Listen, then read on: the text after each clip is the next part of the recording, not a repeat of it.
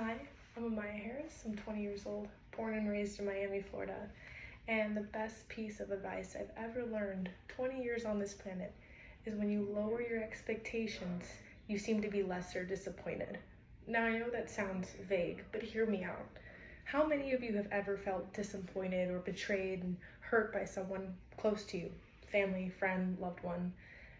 Hearing the phrase, "Oh, I promise I'll get back to you on that," or "I promise I'll make this up to you." And, months, days, years go by and that's never happened. You feel hurt. You feel, should I trust this person? Should I, you know? I'm here to tell you that that pain, that betrayal, that feeling really does come from within. And when you lower your expectations in life and you lower your expectations a little bit in people, you seem to not be as upset or disappointed in failures or upsetting. Growing up, I have two beautiful parents. They're divorced, and they divorced in the middle of the recession.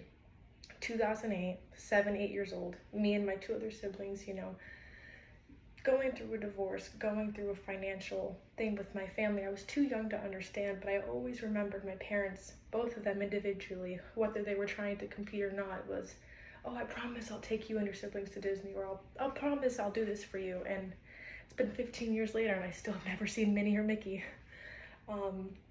Over the years I've been in therapy for numerous accounts of things, but it's no big deal. But my therapist actually taught me this because she noticed I had a lot of anger and upset and I felt betrayed all the time. And she asked me, "What are your standards? Do you have a lot of standards in people?" And I didn't necessarily thought I set high standards in people and friends, but looking back and self-reflecting, I do. Once I start looking at people the way that, I understand life is mysterious and a lot of crazy things do happen every day. I mean, we're going through a pandemic.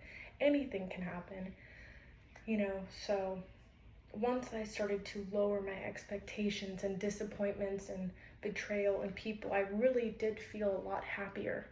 And the outcomes wouldn't affect me as much as they did when they did 10 years ago. The other day, I had my boyfriend actually make a promise about, "Oh, we're gonna go on this trip, or we're gonna do this and that." And genuinely, I was like, okay. I didn't want to invest, I didn't want to take time in it, and it never happened. But I wasn't upset. Obviously, time, work, money can get in the way. As a kid, I don't really think about those things. And sometimes as an adult, I still don't think about those things. But once I learned that lesson in therapy almost 5 years ago, I always use that every day in my everyday life, Stop setting such high expectations in people, because the higher the expectation, the higher the disappointment. That may sound so tough and vague and honestly kind of blunt, but truly, I do have a healthy, happy heart, but I am genuinely happy when I realize I need to start lowering my expectations. Thank you for watching.